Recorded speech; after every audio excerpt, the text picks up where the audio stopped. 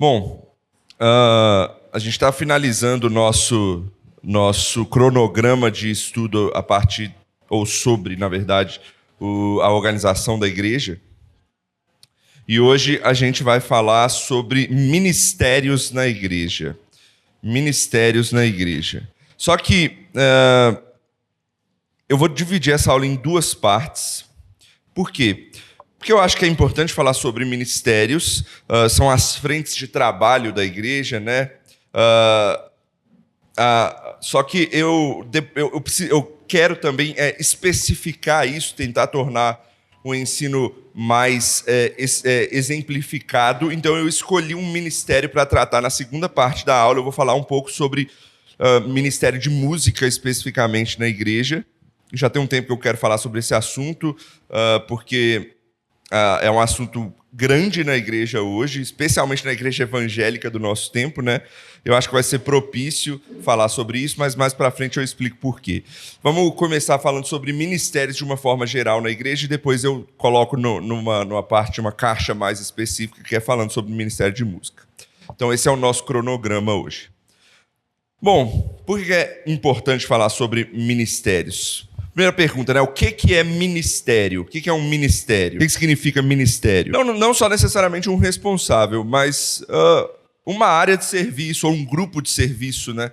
Ministério a gente sempre tem que associar com serviço. Por exemplo, quando chamam o pastor aqui de o ministro, é porque é ele quem está à frente do serviço de adoração, vamos dizer assim, né?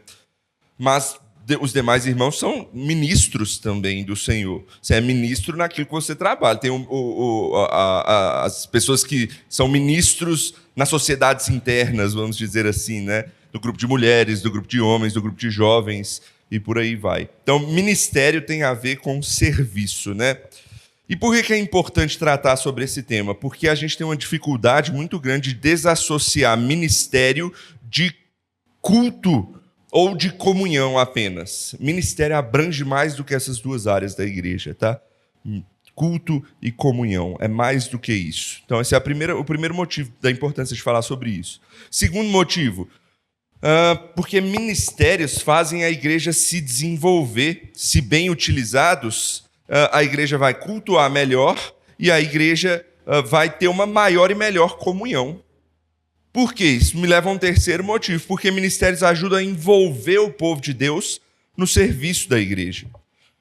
Ajuda a mostrar que não é só o ministério, não é só o pastor, não é só a banda de música, não são só os diáconos que servem na igreja, mas todo mundo é chamado a servir, né?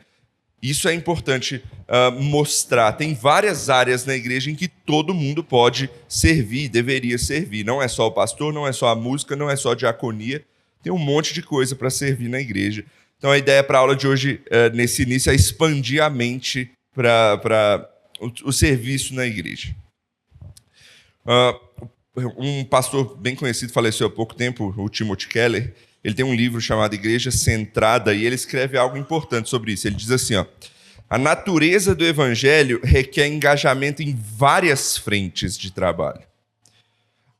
Aí ele dá exemplos, ele diz, a experiência da graça que te alcançou, né, ela inspira tanto em evangelismo quanto em adoração, que são duas coisas que a gente faz muito, que a gente foca muito.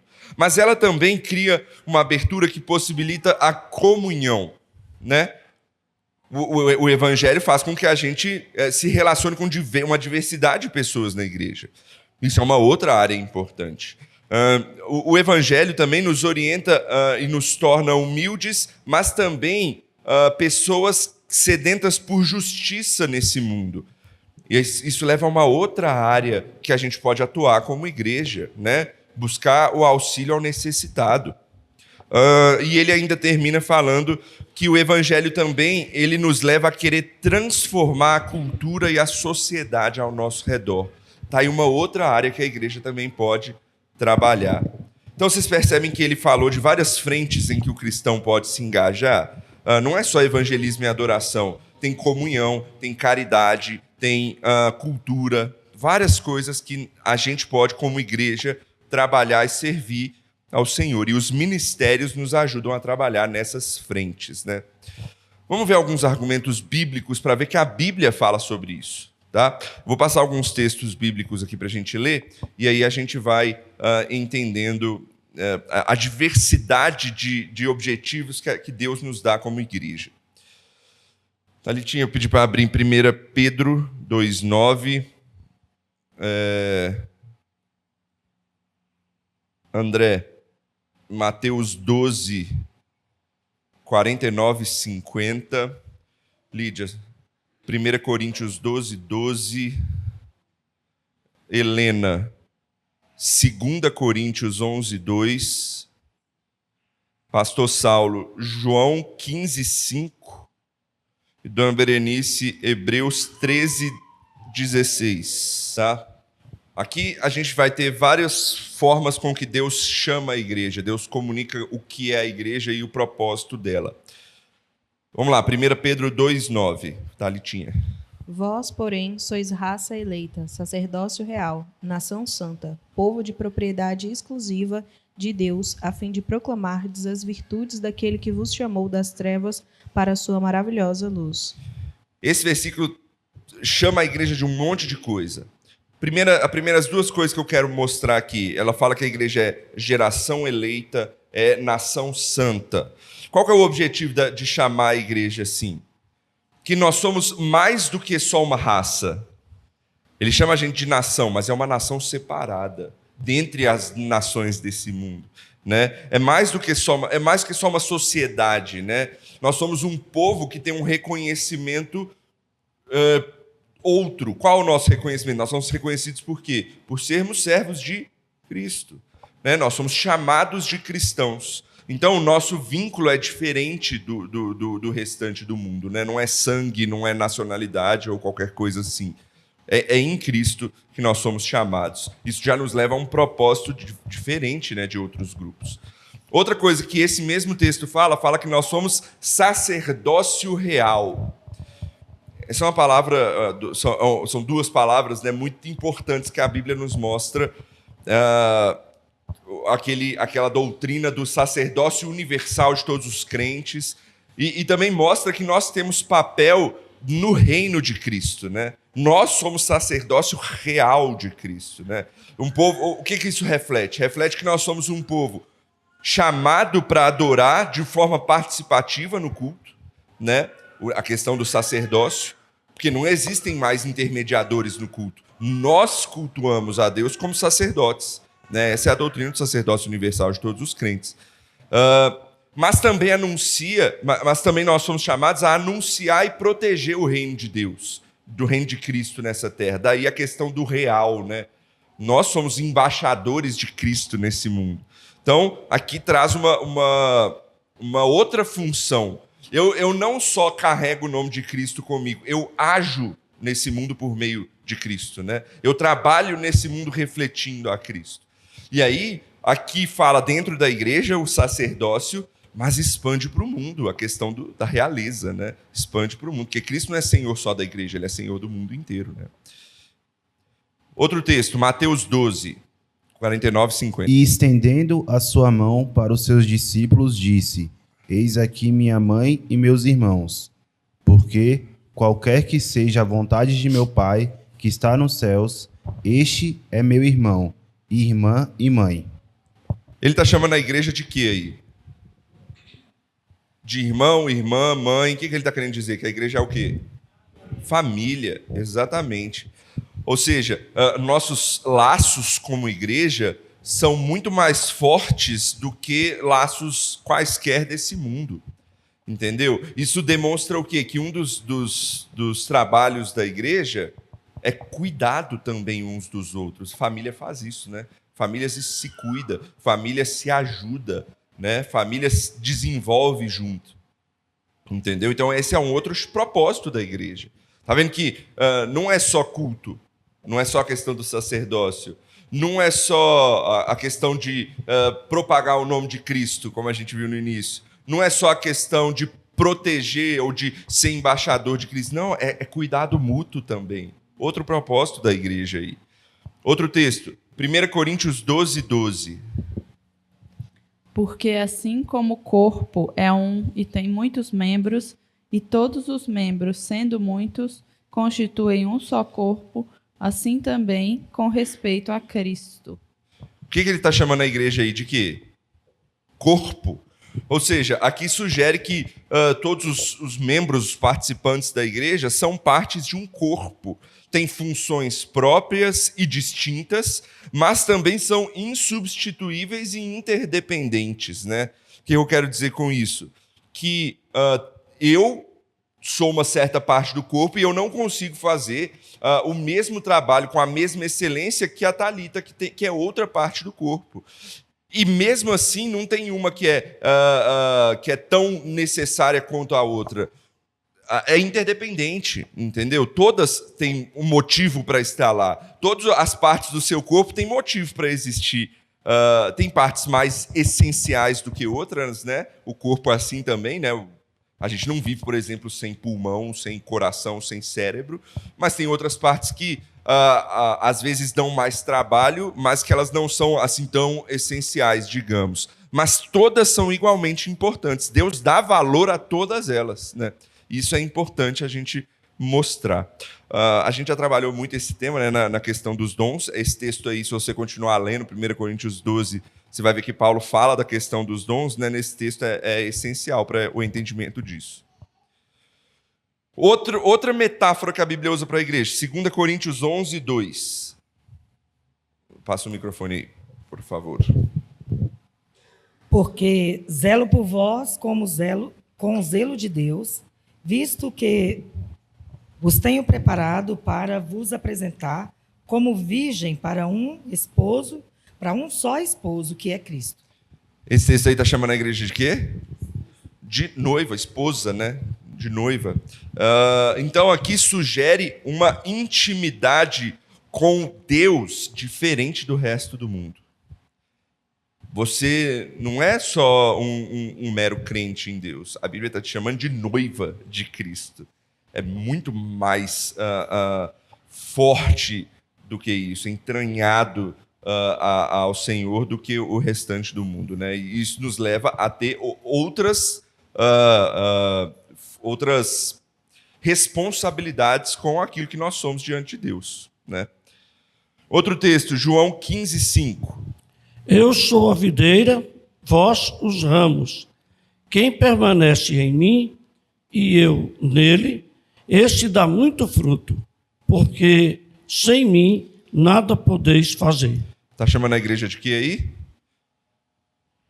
Ramos, né? Eu sou a videira e vós os ramos. O que um ramo faz numa árvore? Primeiro, ele cresce e ele desenvolve, né? Dá fruto. Então, aqui a Bíblia fala de várias metáforas desse sentido, né? De comparando a gente com coisas de plantas, da agricultura e tal. Nós também, às vezes, somos chamados de a oliveira, né? A oliveira que primeiro eram os judeus e depois os gentios são enxertados nela, né? Ele está falando que a igreja é isso também em outro texto. Tem outros textos que falam desse tipo de metáfora. Então, aqui mostra a igreja como algo orgânico. Em que sentido? Em sentido que a igreja ela cresce e dá fruto ou ela murcha e seca, né? Então, tanto em qualidade quanto em quantidade, isso é importante. Isso pressupõe um envolvimento direto da igreja com o mundo, na questão do evangelismo, na questão do chamado ao mundo, ou do chamado de Cristo a nós para pregar o evangelho ao mundo, para fazer com que a igreja de fato cresça, mas também na questão de dar frutos como igreja, né? É um outro propósito da igreja. Então, essa é uma outra metáfora importante que a Bíblia traz para a gente. Vamos ver uma última aqui. Tem várias. Eu vi um livro falando que a Bíblia fala de mais de 80 formas diferentes que a Bíblia fala da igreja. Eu peguei só algumas principais aqui. E vamos para a última aqui. Hebreus 13, 16. Não negligencieis igualmente a prática do bem e a mútua cooperação, pois com tais sacrifícios Deus se compraz. Então, a igreja ela é chamada à prática do bem, né, nesse mundo. Aqui, certamente, pressupõe, na verdade, o envolvimento com o mundo, não só na questão do evangelismo, mas na questão simplesmente de fazer o bem. de demonstrar que, por sermos servos de Deus, nós somos chamados a fazer o bem nesse mundo. Tá? Isso é importante. Por isso que a gente ajuda necessitados, por isso que a gente faz caridade. Não é só porque eu preciso pregar o evangelho. Às vezes é porque é simples fato de eu ser cristão, isso me move a fazer o bem aos outros. Entendeu? Esse é um outro propósito da igreja. Tá? A gente não precisa reduzir o propósito da igreja a pregar. Não é só esse propósito que a igreja tem. A igreja é um ótimo instrumento de Deus para propagar o bem nesse mundo. Esse é um outro propósito importante para nós, né? Abençoar o mundo com a verdade, com a justiça de Deus, né? Deixar esse mundo melhor, ensinar as pessoas desse mundo como viver melhor, entendeu? Pode falar, pode falar. Esse é o ideal, né? Na época de Calvino, lá na Reforma, eles enfatizavam muito que toda a igreja devia ter do lado uma escola. Por quê? Porque a igreja deveria fazer esse papel de ensino para a sociedade também. É interessante isso. A Igreja Presbiteriana do Brasil antigamente era forte nisso, né? Tinha um monte de escolas, né? Aqui em Brasília tem algumas ainda, né? A terceira de Taguatinga tem próxima a ela ali, o Simonton. Lá no Gama tem a igreja que fica na Igreja Presbiteriana Central do Gama, né? Então tem várias outras igrejas que têm escolas acopladas ali, né? Isso é importante para quê? Para abençoar a sociedade, né? Para abençoar o mundo com bom ensino, né? Esse é um chamado da igreja, de fato. Então, a igreja, a gente viu aqui, biblicamente, tem diversas áreas para atuar, né? E muitas vezes a nossa tendência natural é priorizar uma ou outra e negligenciar as outras. Infelizmente, isso acontece. Deixa eu comentar um pouco sobre isso. Algumas igrejas, você deve perceber, elas são excelentes na questão do evangelismo. Outras na questão social. Outras com a questão da comunhão. Outras focam muito mais na questão de culto, né? Mas é difícil você achar uma igreja que trabalha todas as frentes de forma bem feita. Normalmente isso acontece com igrejas que são muito grandes, porque tem muita gente que trabalha nesses pontos, né? Que tem gente para trabalhar.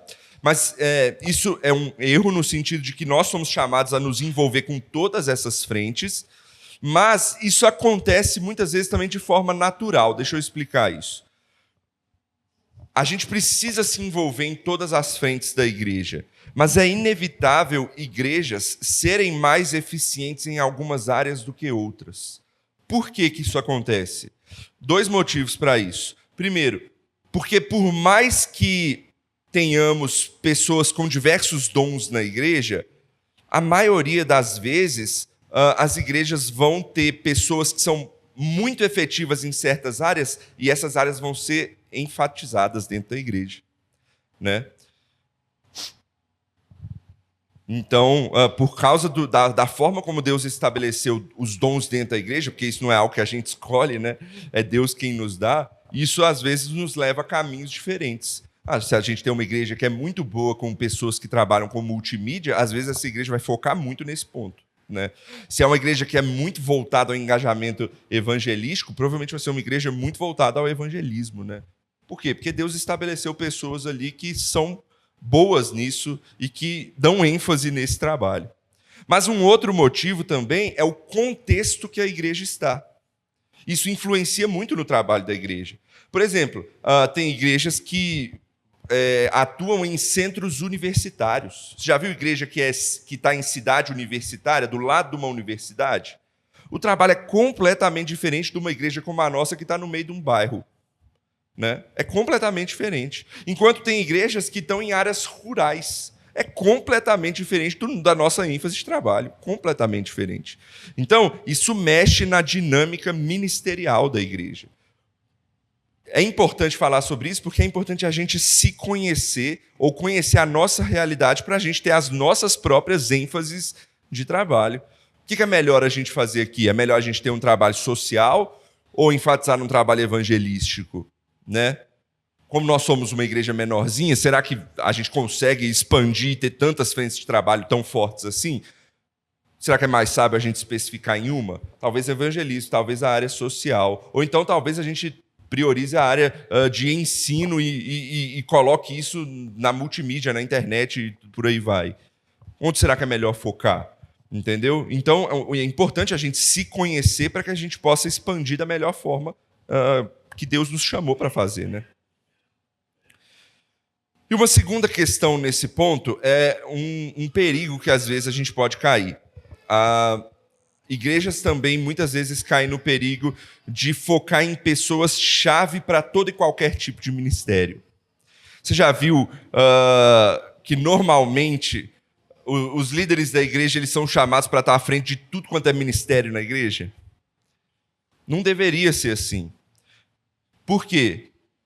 Porque os pastores e presbíteros, vamos colocar assim, eles já têm uma frente que eles estão à frente, né? Do governo e do ensino da igreja.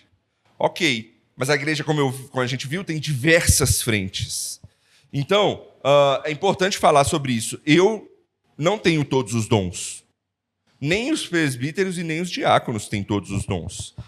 Eu tenho dons diferentes dos da Thalita, do André, da Lídia, da tia Keila, e por aí vai. Então, além de dons específicos, eu não tenho certas vivências e experiências que outros irmãos têm para atuar em certas áreas que eu não consigo atuar tão bem.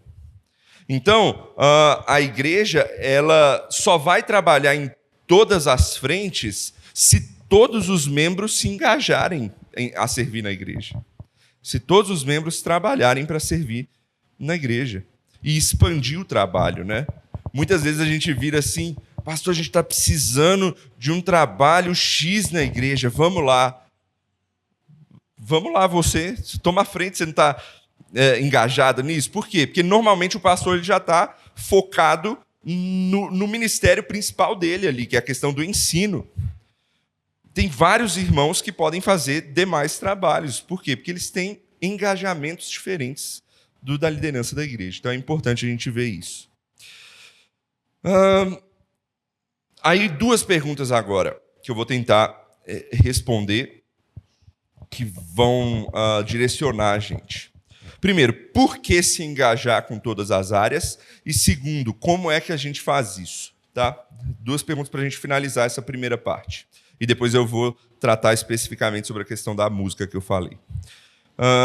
Por que, então, que a gente deve se engajar com todas as áreas? A resposta fácil é porque a Bíblia enfatiza várias áreas mesmo. Então, a gente tem que dar valor a todas elas, né? Mas vamos tentar tornar isso mais fácil da gente assumir, tá? Mais fácil da gente entender e para você gravar isso. Tem um autor que chama Edmund Clowney que ele traz uma forma bem didática da gente ver isso. Ele fala que nós temos 3 objetivos muito bem definidos como igreja na Bíblia. Grava isso, 3 objetivos. O primeiro objetivo é o mais visível de todos, né? Tem a ver com o quê? Com culto, né? Então, nós somos chamados a ministrar e a servir a Deus por meio da adoração. Esse é o primeiro objetivo que a gente tem como cristãos. Adorar a Deus, glorificar a Deus, certo? Então, esse é o primeiro objetivo, glorificar a Deus, ou adoração. Então, você já vê um monte de coisas para se fazer na igreja que tem a ver com a adoração. Mas não é só adoração. Um segundo motivo, devemos ministrar e servir uns aos outros por meio do cuidado cristão. É uma outra área completamente diferente de culto, porque envolve muito mais a igreja fora do culto. A igreja como pessoas, né? Com a igreja como família, como a gente viu o texto bíblico falando sobre isso. Então, a gente já vê outros ministérios que podem atuar nessa área de cuidado cristão. E o outro objetivo que ele coloca, então, vai gravando aí, adoração, cuidado cristão, e agora uma coisa que nos leva para fora da igreja, o testemunho, ele vai falar. Devemos ministrar e servir ao mundo por meio do testemunho. Então, perceba, ele coloca 3 frentes. A primeira frente é nós com Deus, adoração. A segunda frente é nós com nossos irmãos, cuidado cristão. E a terceira frente é nós com o mundo, testemunho. E aí você já consegue ver uma quantidade grande de ministérios diferentes que nos conseguem auxiliar a servir em cada uma dessas áreas. Ok? Então, lembre-se disso. A igreja não é chamada só para culto. Esse é o nosso relacionamento com Deus, a adoração. A igreja, ela é chamada também para o cuidado mútuo entre cristãos. Então, há relacionamento entre nós mesmos. Então, cuidado cristão. E a igreja também é chamada a servir ao mundo, né? Questão do testemunho, ou de fazer o bem, ou de pregar o evangelho. Ok? 3 áreas importantes para você gravar: adoração, cuidado cristão, testemunho. Deus, meu próximo e o mundo. E como é que a gente faz isso? Segunda pergunta, né? Como que a gente, então, expande isso? Como é que a gente, então, faz essas coisas? O Tim Keller, ele expande isso para nos ajudar a não negligenciar nenhuma frente ministerial da igreja. Então, ele apresenta 4 grandes frentes que concentram os ministérios da igreja, para que a gente possa associar isso e saber onde a igreja precisa melhorar para servir melhor.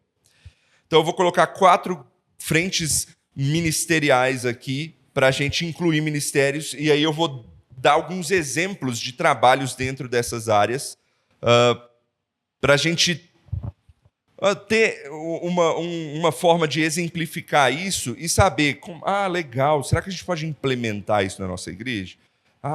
Será que então eu posso melhorar? É nesse ponto que essa área está? Então, para a gente entender melhor os nossos ministérios e poder, então, trabalhar mais e melhor para Deus. A primeira área que ele coloca é a primeira também que a gente viu aqui do Edmund Clowney, né? Ele fala: pôr as pessoas em contato com Deus. E aí ele vai colocar por meio do evangelismo e do culto. Essa é a primeira grande frente de trabalho da igreja. Colocar as pessoas em contato com Deus, mediante evangelismo e culto. Alguns ministérios que a gente... Vocês mesmos vão conseguir me ajudar. Alguns ministérios dessa área aí que a igreja pode ter. Música, perfeito. Um ministério que ajuda na hora do culto, né? O ministério de música está envolvido diretamente com o culto. Mas não só com o culto. Vou falar mais sobre isso quando eu for falar de música específica. Mas música, ela é um poderoso instrumento, não só para ajudar no culto, mas para ajudar no ensino, mas para ajudar na comunhão da igreja. Tá? Tem diversas frentes que música pode ajudar, mas está envolvido em quê? Em, de fato, relacionar pessoas com Deus. Isso é importante. Também tem a função de colocar pessoas com pessoas, né? Ajuda no relacionamento. Mas, dentro do culto, esse ministério é importante. Outro ministério que pode ter nessa área: o próprio ministério de evangelização, certo? É um ministério dentro dessa área. Um ministério que sai das portas da igreja para pregar o evangelho e, de fato, colocar diretamente pessoas em contato com o conhecimento de Deus, né? Outro ministério dessa área aqui pode ser, por exemplo, o ministério de multimídia da igreja, né? Que auxilia nos aparelhos periféricos aqui utilizados no culto, o microfone, a caixa de som, instrumentos, mesa de som, sonoplastia e tudo mais, né? Então, ou até também a questão do alcance do culto no mundo, né? Colocar coisas na internet e por aí vai. É um outro ministério envolvido com essa área, né? Então, vários ministérios aí para se trabalhar na área de pôr as pessoas em contato com Deus. Segunda grande área aqui que o Tim Keller nos traz: pôr as pessoas em contato entre si, né? Que aí ele fala por meio da comunhão e do discipulado. Comunhão e discipulado são o foco de colocar as pessoas em contato entre si. Alguns ministérios que a gente pode colocar aqui: ministério, por exemplo, de recepção, tá? O ministério de recepção é muito útil na integração de novas pessoas na igreja. Comunhão, muito útil. Outro ministério que entra grandemente aqui, ministério infantil, né? Porque ele tem o intuito de fazer o quê? De discipular as nossas crianças. Tem a questão do discipulado, ensinado, promover a integração das crianças na igreja, tá? Importante só uma ressalva aqui: ministério infantil não é para tirar as crianças da igreja e fazer algo enquanto os outros fazem aqui. O objetivo é o oposto. O objetivo é integrá-las à vivência da igreja. Esse deveria ser o objetivo do ministério infantil, tá? Outro ministério aqui, isso é mais comum em igrejas grandes. Pequenos grupos. Já viu isso? Ministério de cultos em vários lados. A gente já fez isso quando a gente era lá na sede, né? Dividiu a igreja em alguns grupos e as pessoas se reuniam em casas em um dia específico. Qual o intuito disso? De promover o ensino e o discipulado de uma forma mais aprofundada e relacional com as pessoas que normalmente moram próximas. Ou para integrar, porque é mais fácil você integrar pessoas em um pequeno grupo do que no grande grupo, né? Você vai aos poucos, né? Então, pequenos grupos é um bom ministério para isso aqui. Outro que é o mais famoso da IPB é o Ministério das Sociedades Internas, né? Encaixa aqui também, né? Qual que é o objetivo da sociedade interna? É reunir pessoas de faixa etária semelhante ou de contextos possivelmente semelhantes, né? Mulheres e homens, né? A gente faz isso, para promover maior comunhão e, por vezes, auxiliar, né, nas demais áreas da igreja, né? É bom fazer, às vezes, essas reuniões em pessoas que têm coisas semelhantes entre si. Por quê? Porque isso promove integração, né, da igreja. Esse é o objetivo das sociedades internas dentro da Igreja Presbiteriana do Brasil, principalmente. Então, a gente já viu, número 1, contato com Deus. Número 2, contato com as pessoas da igreja entre si mesmas. E agora, contato com a cidade. É o terceiro ponto, né? Pôr as pessoas em contato com a cidade, por meio da justiça e da misericórdia, ele coloca aqui. Há alguns ministérios específicos dessa área. O grande ministério da ação social, né? Esse está aqui dentro dessa área. Envolve a comunidade onde a igreja está localizada, né? Você pode abençoar os necessitados da comunidade. Você pode fazer o bem nesse mundo simplesmente por meio da ação social, promover coisas na igreja que abençoam as pessoas aqui, não necessariamente por elas serem necessitadas, mas simplesmente porque a gente quer mostrar que nós somos cristãos e a gente faz o bem, né, ao mundo. Por isso que, às vezes, dentro da ação social, não é só bazar e sopão. Tem outras coisas, muitas vezes, né? Tem aconselhamento pastoral, às vezes traz o povo da saúde, né? Dentista, povo da ação jurídica, né? E tudo mais. Para quê? Para abençoar a sociedade. É um contato que a igreja precisa fazer com o externo, com a cidade. Aqui eu vou entrar com outros ministérios que a igreja pode pensar. Ministérios de auxílio social, não só de ação social desses eventos, mas de auxílio social mais específicos. Por exemplo, na igreja tem um grupo chamado Bandeirantes da Fé. Vocês já ouviram falar nesse grupo? É um grupo que trabalha na construção e reforma de casas para a comunidade ou para igrejas. São pessoas que dão o seu nome lá para esse grupo e falam assim: eu sou pedreiro. Quando precisar de mim, me avisa, eu vejo se eu posso e eu vou e auxilio. Outro fala assim: eu sou eletricista, põe lá o nome dele. Outro fala assim: eu sou engenheiro, põe lá o nome dele. E aí eles falam: tem tal lugar, a gente vai abençoar aqui, quem pode? Aí eles olham lá nos cadastrados e tem lá o engenheiro, o pedreiro, e por aí vai, né? E aí essas pessoas vão e trabalham para abençoar mesmo o mundo, né, nisso. Outro trabalho muito claro nessa área é trabalho de inclusão social, né?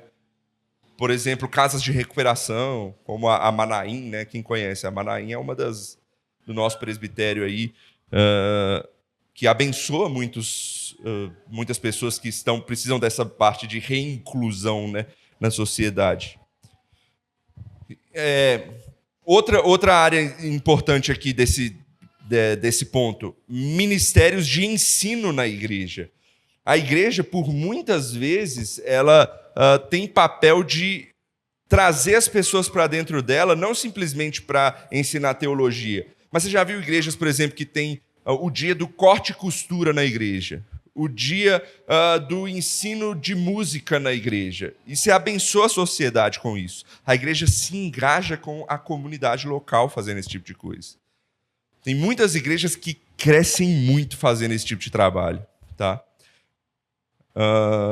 Então, é algo a se pensar na igreja, poder criar esse tipo de coisa. Quem sabe um dia para reforço escolar para as crianças da sociedade aqui, da comunidade aqui. É interessante. Ou então das mulheres ensinarem corte e costura, né? Esse é o mais básico. Mas tem outras coisas para se ensinar também, para trazer a comunidade para dentro da igreja. Isso é importante. Então, a gente já viu contato com Deus, contato com as pessoas da própria igreja, contato com a cidade, com a comunidade. Qual é o outro? Contato... Oi? E esse missões, ela entra em um monte de coisa. Missões é um trabalho que tem várias frentes, né? Por exemplo, você pode ter o trabalho de suporte da própria igreja, ajudando os missionários, que aí vai ser o trabalho entre si, mas você também pode ter o trabalho missionário de sair da igreja e abençoar a sociedade. Por exemplo, muitos missionários utilizam esse tipo de trabalho. Por exemplo, vou começar o trabalho missionário montando uma escolinha de futebol ali na região. Entendeu? Aí mexe com várias áreas, né? E o que é isso?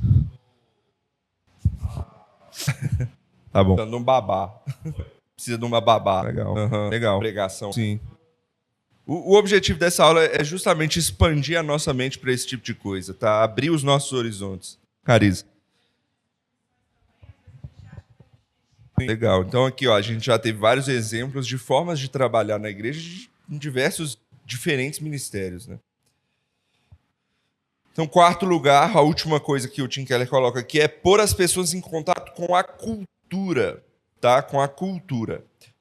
Aí ele fala, por meio da integração da fé com o trabalho, por exemplo. Esse ponto ele é mais voltado ao que a gente chama de igreja orgânica, que é nós como uma igreja no mundo, do que como uma igreja instituição, né? Igreja local, né? Por quê? Porque isso demanda mais o seu trabalho fora da igreja local. Por exemplo, aqui o principal é a gente se engajar a ser no mundo, né, no nosso trabalho, na esfera secular, a gente ser um cristão caracteristicamente cristão, né? A gente se mostrar como servo de Cristo no mundo.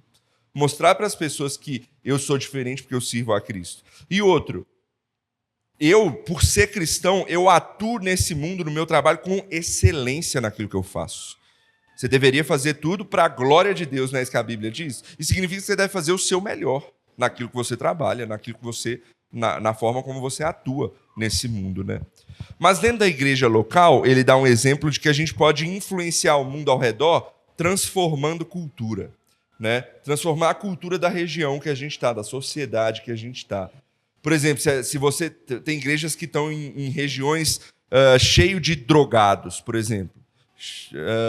Você pode fazer um trabalho que vai envolver outras áreas, que eu falei, mas que transforme a cultura da região de trabalhar nesse sentido, de envolver as pessoas, de recuperar essas pessoas, de mudar o local onde você está. A igreja tem esse poder também, não por si mesma, mas porque Deus usa a igreja para fazer isso, né? Ela molda a cultura ao seu redor. Ele até falou isso anteriormente, né? Deu o exemplo de que igrejas tinham menos coisas ruins ao redor na sociedade. Por quê? Porque tinha uma igreja ali. Então a igreja tem esse poder de transformar a cultura, porque Deus age por meio da igreja, né? E aqui também pode-se colocar, por exemplo, participar dos canais de cultura aqui da região, né? Isso era mais antigo, né? Hoje em dia é menos, mas em cidade pequena tem sempre as rádios locais. A igreja poderia se engajar numa parte na rádio local. Eu já vi muito evangelista em cidade de interior que usa esse meio, né? Só um exemplo aqui para a gente dar. E prega, né?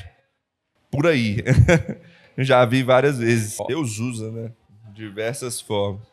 Já está útil. Então, para finalizar essa parte, eu quero apenas expor um perigo aqui, né?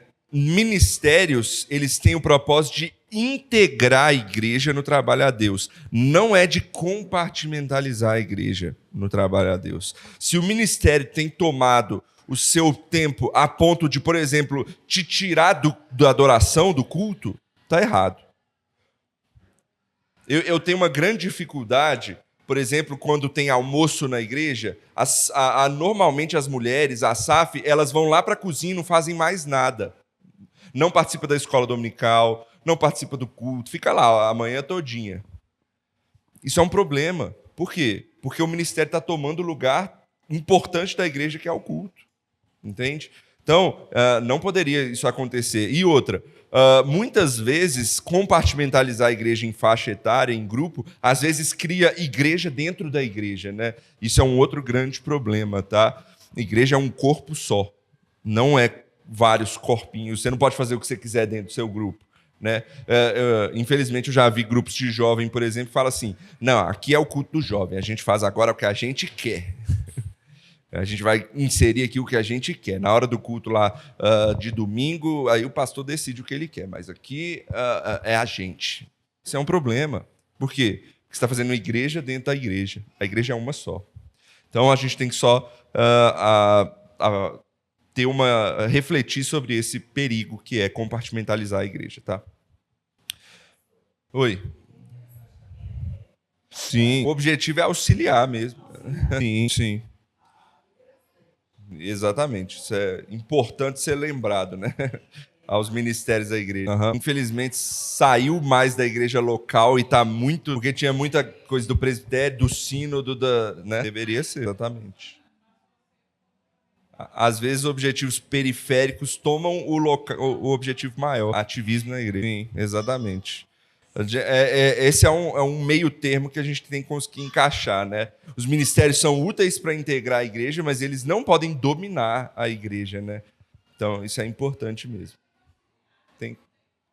Exatamente. Então, vamos entrar na segunda parte agora. Vai ser um pouco mais breve, mas ela toca em pontos importantes e eu acho que é interessante falar sobre isso. Eu vou tratar especificamente agora sobre o Ministério de Música na igreja. Por que eu escolhi esse ministério para falar da especificidade dos ministérios? Primeiro, porque ele está no centro dos holofotes da igreja evangélica do nosso tempo, né? A nossa igreja é uma igreja, a igreja cristã no mundo é uma igreja muito musical, né? Então é importante tratar sobre isso. E segundo, porque a música ela tem um poder dentro da igreja muito grande, não só na área da adoração, mas no ensino, na comunhão, no evangelismo. Então, ela envolve muitos outros frentes ministeriais, né? Por exemplo, se você se lembrar da sua vida de igreja, praticamente todo o trabalho da igreja, independente de qual ministério seja, tem uma parte de música lá. Quase todo. Então, a música está envolvida com essas coisas. É por isso que eu quero tratar aqui desse assunto. Primeiro, eu vou responder duas perguntas. Não vai ter como, eu tenho 15 minutos aqui para isso.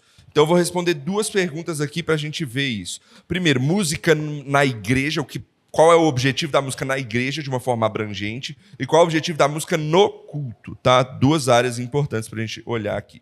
Primeiro, qual é o objetivo da música na igreja, né, de uma forma mais abrangente? Em primeiro lugar, a música, ela muitas vezes caracteriza a igreja, né? Você olha para a música na igreja, uma igreja que canta e que tem diversos instrumentos e que tem uma superprodução, normalmente essa igreja é de um tipo, e normalmente uma igreja mais que tem um instrumental mais simples é uma igreja de outro tipo. A igreja normalmente, a música normalmente caracteriza a igreja, né? Outra coisa, a música ela tem um poder muito grande de desenvolver as pessoas na igreja. Vou dar um exemplo disso. Quem aqui já viu cantores hoje famosos no mundo que falaram assim, eu comecei lá na igreja, cantando, instrumento e coisa e tal. Por quê? Porque a música ela é um bom início dentro da igreja, sabe? Para a gente se desenvolver e fazer trabalhos dentro da igreja. E isso por quê? Porque o povo de Deus é um povo musical. E isso reflete o próprio Deus, a forma como Deus instituiu esse elemento como algo central na vida do povo de Deus. Você percebe que Deus, que música, na verdade, é a única coisa, vamos dizer, altamente artística que Deus instituiu para dentro do culto? É a única coisa que é específica na Bíblia que Deus fala, isso está dentro do culto. Então Deus dá um valor muito grande para a música dentro do culto, né? Por quê? Porque a música ela serve para adoração, para ensino, para comunhão. Ela traz leveza, ao mesmo tempo que ela pode trazer beleza, ao mesmo tempo que ela pode trazer emoção para integrar ou coisa e tal. Então a música tem esse poder de caracterizar a igreja. Um segundo ponto de música na igreja. A música é um poderoso instrumento de ensino. né? A música ajuda a decorar fácil as coisas, né? Um exemplo que eu gosto de usar é que, certa vez, quando eu era seminarista ainda, eu ia lá para nossa congregação lá em Boa Esperança e eu dava aula de catecúmenos lá. Primeira aula, eu percebi, eu falei assim, vamos abrir a Bíblia em, sei lá, Marcos, alguma coisa. Eu via as pessoas que eu estava dando aula lá, elas iam no índice da Bíblia e elas olhavam, Marcos, página tal. Beleza, aí abria, né? Porque não sabiam aonde estava, a ordem e tudo mais. O que eu fiz? Eu falei, a gente vai começar a cantar aquela música. Gênesis, Êxodo, Levítico. Quem já cantou essa música? A maioria das pessoas aprendeu a ordem dos livros da Bíblia e aonde eles estão por causa dessa musiquinha. E eu percebi que, semanas depois, quando eu falava, vamos abrir em tal livro, de vez em quando as meninas que estavam lá, elas ficavam assim, Gênesis, Levítico, Deuteronômio, tá aqui. Muito mais rápido do que olhar no índice, né? O problema era quando era Apocalipse, aí cantava a música inteira. Tô brincando. Enfim, música ajuda a gente a decorar. Por exemplo, eu tenho certeza que vocês sabem textos bíblicos decorados que você nem sabe que sabe. Por exemplo, aleatoriamente aqui, Lídia, me fala um texto de Sofonias de cor. Eu vou começar para você e você vai saber. Senhor Deus está no meio. Senhor Deus te salva. Sobre ti se... Está lá, Sofonias 3,17. Vou pegar outra pessoa aqui, Nayara, aleatoriamente. Me fala um texto de Oséias de cor. Então vou começar para você. Vinde, voltemos ao Senhor, pois Ele nos... Oséias 6, 1 e 2. Tá? A gente decora textos bíblicos por causa da música. Isso é importante, é um poder que a música nos dá. Tá? E por fim, a música também nos ensina sobre doutrina, sobre teologia, de uma forma muito mais interessante. Por exemplo, eu gosto daquele hino que fala assim, eu venho como estou, sim, venho como estou, porque Jesus por mim morreu, eu venho como estou. Vocês lembram desse hino? Ele está ensinando lindamente a doutrina da graça e do perdão de Cristo aqui. De uma forma que ele fala para você, não importa o que você já fez, aquilo que você é, Cristo pega você e te perdoa e te salva da forma como você está. Olha que beleza uma música nos ensinar esse tipo de coisa. Isso aqui foi uma que eu escolhi, tem diversas. Por quê? Porque a música tem esse poder, né? Outro motivo aqui, música é um ótimo meio para trazer comunhão na igreja. Nos eventos, né, da igreja, a gente sempre vê, pelo menos quando eu era mais jovem, né, a gente sempre via alguém com um violão na igreja, e o violão juntava as pessoas na rodinha e o povo cantava e tudo mais, e isso integrava pessoas que às vezes não eram muito integradas, ela simplesmente ia lá, sentava na rodinha, e aí o povo cantava junto, e a conversa aí vem, e você integra a pessoa. Música traz comunhão. Música traz o papel de relacionar as pessoas, de unir as pessoas. Por exemplo, às vezes uma pessoa fala assim, eu gosto de tal estilo de música. Aí uma pessoa que você nem conhece vira e fala assim, uau, eu gosto muito disso também. E o próximo passo é a amizade, quase. Por quê? Porque música tem esse papel de relacionar as pessoas também, né? E até relacionar gerações, né? Por exemplo, se uma pessoa, um jovem, pega o violão e começa a tocar umas músicas antigas, o mais velho vai falar, olha, essa é do meu tempo. E aí até relaciona o velho com o mais jovem na igreja, né? Então, com essa primeira pergunta de qual a abrangência aí da música dentro da igreja, eu quero mostrar para quem trabalha com esse ministério da igreja o poder que ele tem e a importância de exercê-lo com excelência dentro da igreja, tá? Ministério de música. E outra, indo além do ministério de música, olha o poder que ele tem para as famílias da igreja, né? Pais, utilizem isso com seus filhos em casa, né? Ensinem músicas para que eles aprendam o evangelho, para que eles aprendam a decorar porções da Bíblia e tudo mais. Por exemplo, hoje em dia está muito em voga a questão do homeschooling, né? Quem já ouviu falar numa das sei lá, de quem... Eu não lembro o nome, sei lá, das casas de estudo aí de homeschooling, o Classical Conversation, né? O primeiro módulo desse Classical Conversation, ele é todo baseado em memorização por meio de música. É interessante, né? Eles usam o ensino em casa por meio da música também. Então, a gente pode ver a abrangência da música na igreja. Agora, deixa eu especificar isso. O problema está aqui. A polêmica está aqui. Qual o objetivo da música no culto? É diferente da igreja, tá? Eu falei de várias coisas fora do culto. Mas qual é o objetivo da música no culto? Por quê? Porque Deus prescreveu a música para ser usada no culto. Tá? Qual é o papel da música? E aí, o primeiro, óbvio, qual que é? A música serve para o quê na igreja? Adorar a Deus. Esse é o primeiro ponto. Obviamente, esse é o mais visto. Mas eu preciso ensinar aqui que ele não é o único. Nem no culto. Não é o único. Tá?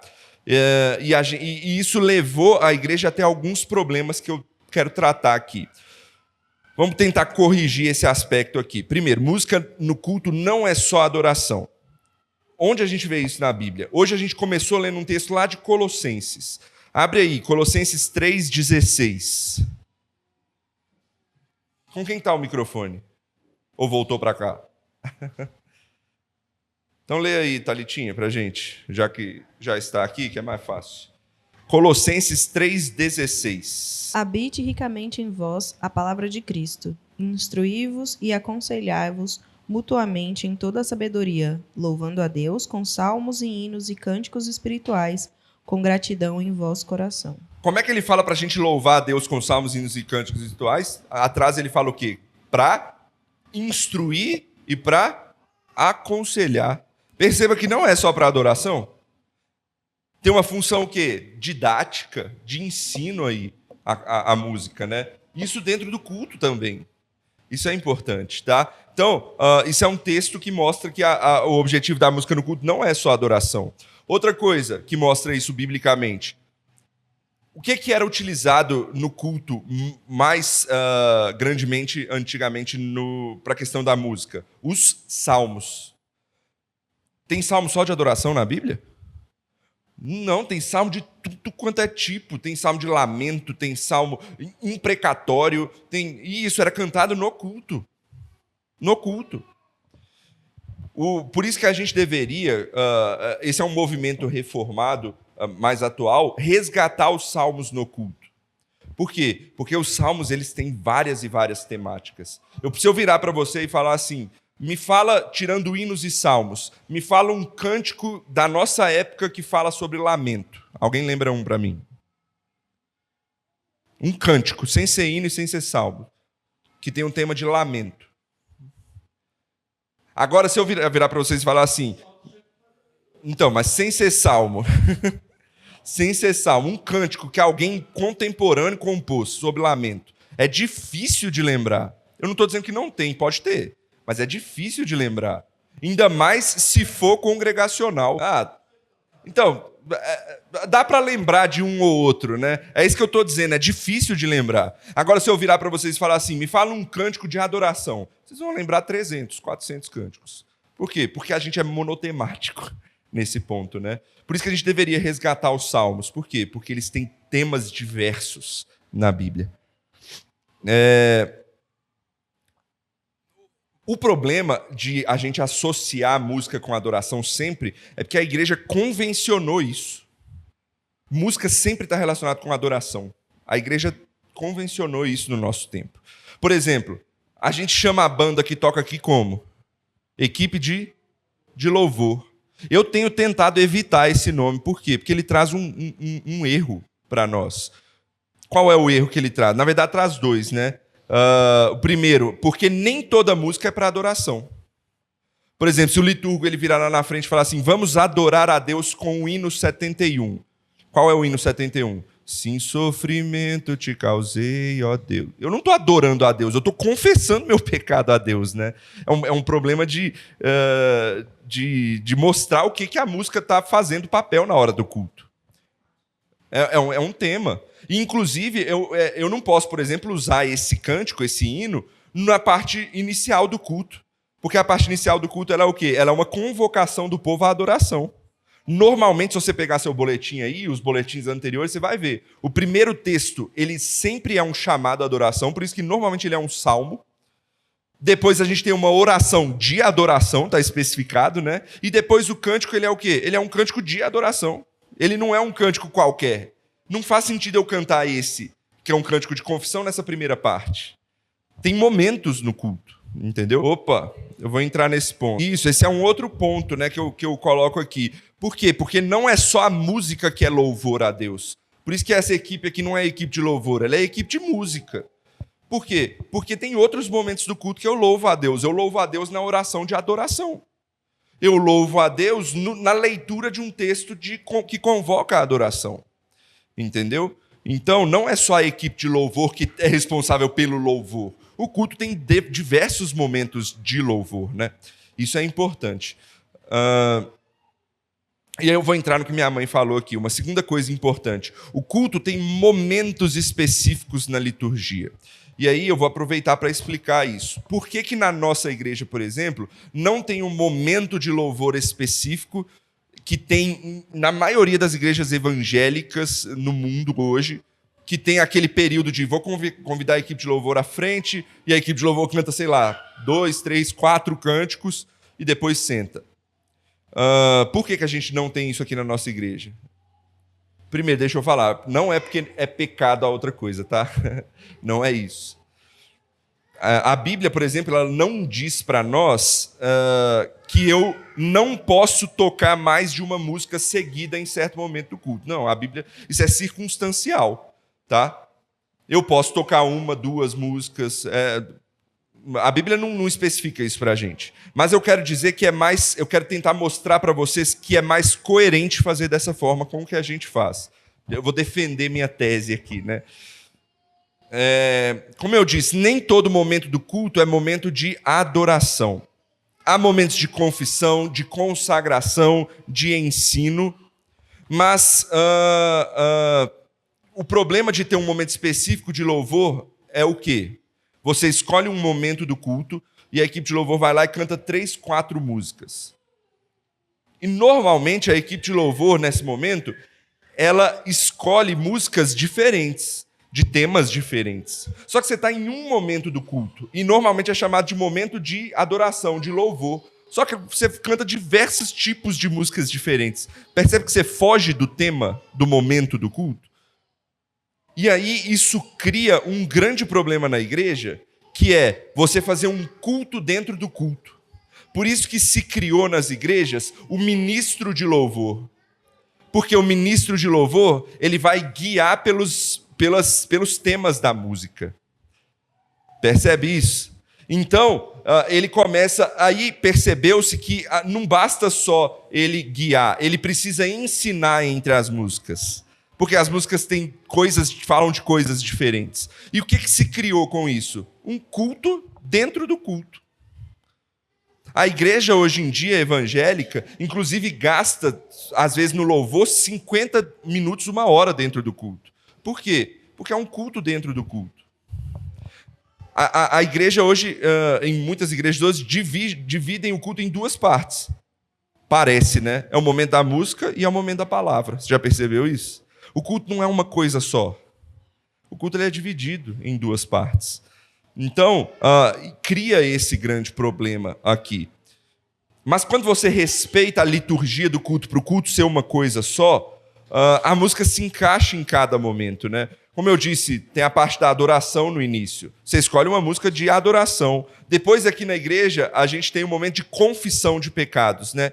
Normalmente, nessa parte, a gente escolhe músicas ou de confissão ou de agradecimento a Deus, aquele que nos perdoa. E, por fim, depois a gente tem a música pós a mensagem. Esse momento é um momento em que a gente pode cantar um cântico de consagração a Deus, né? Mediante aquilo que ele falou conosco por meio da sua palavra, ou então a gente pode trazer um cântico didático que reflete o tema do sermão. Percebe? E assim o culto fica muito mais uniforme, né? E a gente então consegue adorar de uma forma uniforme, de uma forma mais integral, né? Sem precisar quebrar momentos do culto, né? Então percebam que como as coisas deveriam fazer mais sentido assim. Segundo aspecto, vou tentar ir mais rápido, porque as crianças já chegaram aqui, né? Outro aspecto da música no culto não é só a adoração, então, é o ensino, né? Então, como já vimos, música tem esse poder de fazer aprender e reter as coisas melhor. Então, o Ministério de Música deveria pensar nisso na hora de cantar as músicas na igreja. Por exemplo, se a igreja está tratando de algum tema, de algum ensino específico, a música é uma ótima oportunidade para se ensinar a respeito desse tema. Então é importante que a equipe de louvor, que a equipe de música, né, vamos mudar esse nome, que a equipe de música ela ela tenha na sua lista de músicas diversos temas diferentes para poder ajudar a igreja a trabalhar esses diversos temas. E outra coisa importante, que é um outro ponto polêmico aqui, a música ela tem o poder de ensinar, mas se ela também for fácil de aprender. Isso é um outro tema importante. A igreja reformada, ela preza pela simplicidade da música na igreja. Simplicidade da música na igreja. E aqui a gente entra na questão do ser congregacional, né? Sempre surge a pergunta, né? O que é uma música congregacional? Música congregacional é uma música feita especificamente para culto, tá? Para a gente cantar junto no culto. Para que todos possam cantar, para que todos possam entender e assim todo mundo possa aprender e louvar da melhor forma. Certo? Música congregacional serve para isso. E isso envolve um monte de coisa. Por que às vezes a gente canta músicas que têm uma tonalidade difícil da igreja cantar?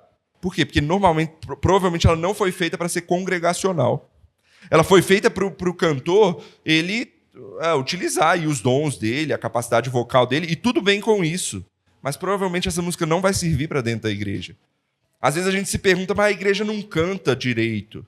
Mas às vezes o problema é porque ele não consegue, não é porque não quer cantar. Entendeu? Então, simplicidade é uma coisa importante. Aí você pergunta, então vai ter música só básica e repetitiva dentro da igreja? Não. A gente precisa desassociar complexidade de beleza.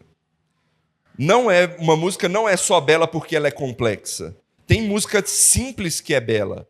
Por exemplo, eu vou citar algumas músicas que eu gosto. Quem acha que a música Mais Perto Quero Estar não é uma música bonita? Tenho certeza que todo mundo sabe. Que acha que é uma música bonita, aquele hino. Por quê? Porque ele é bonito, ele foi bem feito, ele é bem construído, tem uma melodia bela, tem uma poesia bonita. Mas ele é simples. Ele é simples, perceba. Então, complexidade tem que estar desassociado de beleza, tá? E, por fim, um último aspecto. Deixa eu ver só se eu pulei alguma coisa aqui. Uma coisa interessante, uma característica interessante. Sabe como é que Calvino fazia na igreja lá em Genebra para ele ter certeza que a música era congregacional? Ele falava assim, sabe quem vai ensinar essa música para a igreja? Ele pegava as crianças, fazia um coral, e o coral de crianças ensinava a música para a igreja. Por quê? Porque ele falava assim, se as crianças conseguem cantar essa música, a igreja inteira consegue também. E aí ele utilizava o aspecto coral para a didática da igreja. E aí eu vou entrar num outro ponto polêmico. Mas eu vou entrar nele já já. A última coisa agora. O último aspecto que raramente a gente enfatiza na música no culto é a oração. Tá? Música também é oração na igreja. Muitas músicas têm orientação vertical na igreja, né? Ou seja, somos nós falando em forma de canto com Deus. Isso é oração. É por isso que a gente tem muito hino que termina com amém. Tá? Muito hino termina com amém. Por quê? Porque ele é uma oração a Deus. Saber disso é útil para utilizar músicas de certas formas na igreja. Sabe quando tem solo na igreja? Alguém pega e faz um solo na igreja? Se o objetivo for da pessoa fazer uma música com o intuito de oração a Deus, é um ótimo momento para solo na igreja. Por quê? Porque isso reflete um momento de oração também. Na igreja, como é que a gente ora normalmente? Não é todo mundo orando ao mesmo tempo. Isso é a característica da igreja pentecostal, né? Não é nossa característica isso. Normalmente uma pessoa ora e todo mundo participa junto falando amém no final. Certo? Se a pessoa for fazer um solo com esse intuito, aí é válido. O problema é que, muitas vezes, o solo é mais utilizado para questão performática do que questão de se integrar à adoração no culto na igreja. Jamais a igreja deve ter no culto uma coisa performática, uma coisa... vamos ter uma música especial. A gente tem essa nomenclatura, mas não deveria ter. Por quê? Porque não deveria ser uma música especial, deveria ser uma parte do culto. Certo? Se a pessoa quer fazer um solo simplesmente porque canta bem e quer mostrar o seu talento que Deus deu para ela e tudo mais, o culto não é o momento. Porque você está tirando a nossa função no culto, que é adorar a Deus, e está trazendo a perspectiva para a pessoa. Percebe isso? Então isso é um grande problema. A gente deveria evitar esse tipo de coisa. E aí eu vou entrar para finalizar nesse... André, vai. Ótima pergunta. Pode ser, mas eu não sou radical a ponto de ter que evitar todo tipo. Tá? Eu acho que se a gente tratar como no momento certo a música, com o tema certo dentro do culto, pode ser muito efetivo.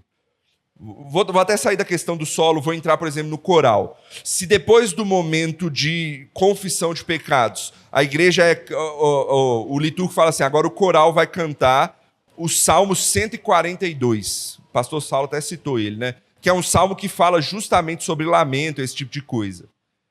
É um ótimo momento para a igreja orar junto, para a igreja refletir sobre o tema, mesmo que ela não cante junto, entendeu?